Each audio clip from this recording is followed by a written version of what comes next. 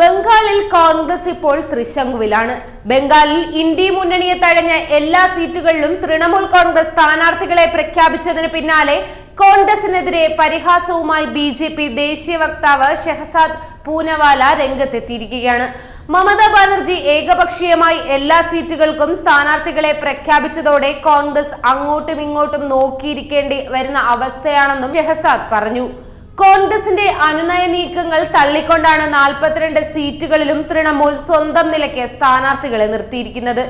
രാഹുൽ ഗാന്ധി എവിടെയെല്ലാം പോയോ അവിടെയെല്ലാം ഇന്ത്യ സഖ്യം അന്ത്യശ്വാസം വലിച്ചുകൊണ്ടിരിക്കുകയാണ്. യാതൊരു ലക്ഷ്യമോ കാഴ്ചപ്പാടോ ഇല്ലാതെ അഴിമതിയും അധികാരമോഹവും മാത്രമാണ് ആ മുന്നണിയിൽ ഉള്ളവർക്കുള്ളത്. എല്ലായിടത്തും എന്ത് ചെയ്യണമെന്നറിയാതെ വലിയ ആശയക്കുഴപ്പത്തിലാണ് അവിടെ ഉള്ളവർ ഉള്ളത്. മഹാരാഷ്ട്രയിൽ കോൺഗ്രസ് വട്ടപൂജ്യമാണെന്നാണ് സഞ്ജയ് റാവത്ത് പറയുന്നത്. ഡൽഹിയിൽ സഖ്യമുണ്ടായിട്ടും പഞ്ചാബിൽ കോൺഗ്രസ് ഒറ്റയ്ക്കാണെന്നാണ് ഭഗവന്ത് മാൻ പറയുന്നത്. ബംഗാളിലും ഇപ്പോൾ സഖ്യം അവസാനിച്ചിരിക്കുകയാണ്.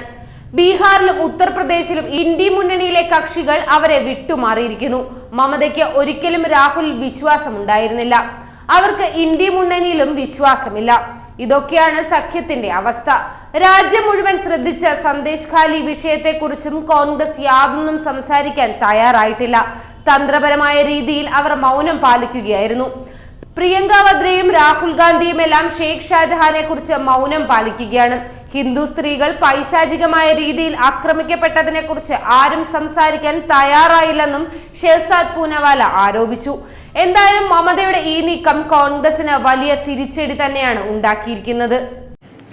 കൂടുതൽ വാർത്തകൾ അറിയുവാനായി ഈ ചാനൽ സബ്സ്ക്രൈബ് ചെയ്ത് ഫോളോ ചെയ്യുക.